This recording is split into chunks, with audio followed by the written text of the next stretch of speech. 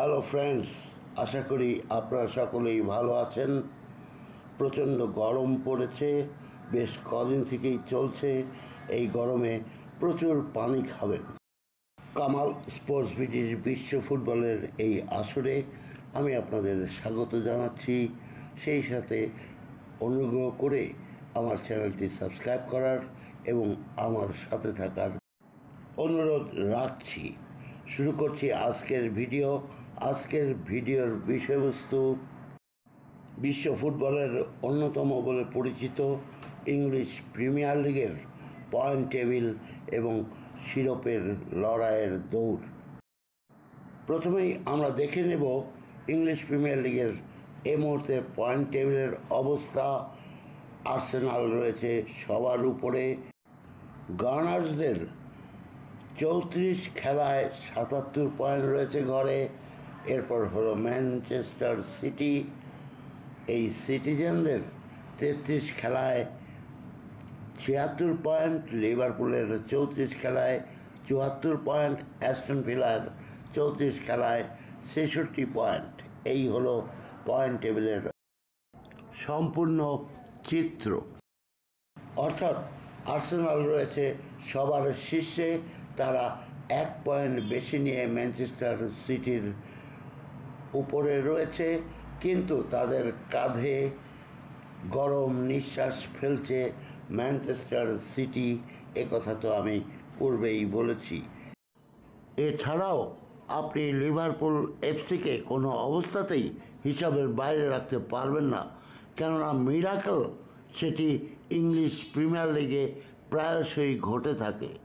কাজেই এবছরের যে লিগ হচ্ছে ইংলিশ প্রিমিয়ার লিগের প্রতিটি খেলাই উত্তেজনাপূর্ণ এবং অনেকদিন আগে থেকেই আমি আপনাদের বলছি এবার লক্ষ্য রাখুন ইংলিশ প্রিমিয়ার লিগের খেলার দিকে, কেননা এত প্রতিযোগিতাপূর্ণ ইংলিশ প্রিমিয়ার লিগের এই খেলাগুলো ইতিপূর্বে আমি দেখেছি, কিন্তু এবারের মতো কখনোই দেখিনি। পূর্ব থেকেই প্রতিদ্বন্দ্বিতা ছিল, তারপরেও 3 নম্বর অবস্থান করছিল ম্যানচেস্টার সিটি। কিন্তু গত খেলার পরে বদলে গেল চিত্র।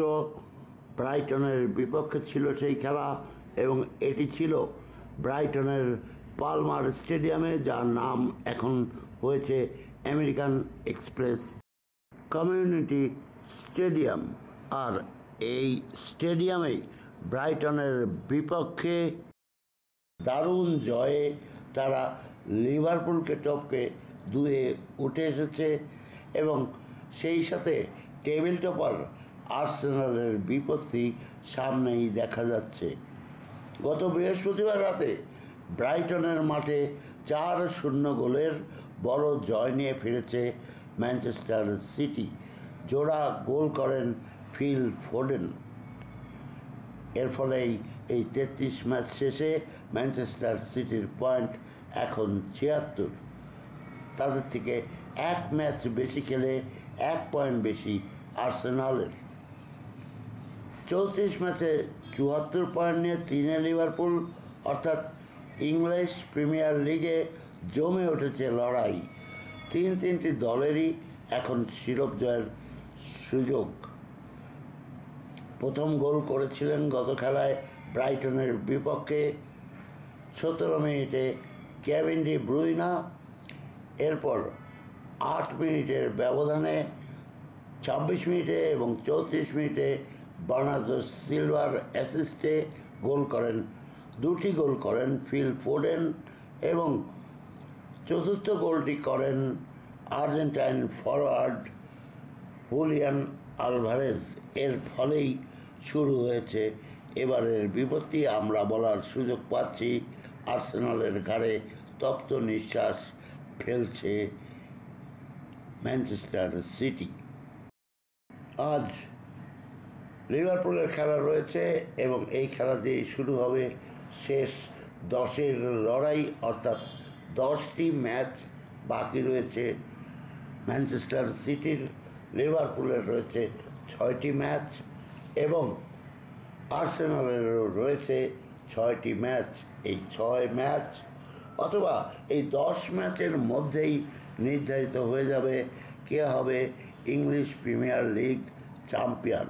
ঠিক এই মুহূর্তে ম্যানচেস্টার সিটি স্প্যানিশ বস পেপ গার্দিওলার ট্রেবল জয়ের কোনো সম্ভাবনা নেই, কেননা তারা রিয়াল মাদ্রিদের কাছে ইউএফার ক্লাব ভিত্তিক শীর্ষস্থান দখলের প্রতিযোগিতা, চ্যাম্পিয়ন্স লিগের কোয়ার্টার ফাইনালে পরাজিত হয়ে ছিটকে গেছে। এখন আর ট্রেবল জয়ের কথা হয়তো ভাবছেনই না পেপ গার্দিওলা।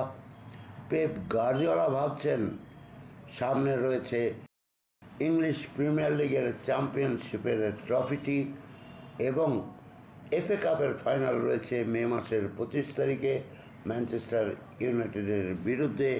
সে ট্রফিটি যদি জিতে ডাবল জিততে চান পেপ গার্দিওলা, তবে অবাক হবার মতো কিছুই আর বাকি রইবে না। ইতিমধ্যে বিভিন্ন অনলাইন মিডিয়া বা বিভিন্ন খবর সংবাদ মাধ্যমে দেখতে পেয়েছি ম্যানচেস্টার সিটি চ্যাম্পিয়ন হবার জন্য তাদের মনে যে আশা, সে আশা নিয়েই তারা মাঠে উৎসবের পর্যায়ে রয়েছে।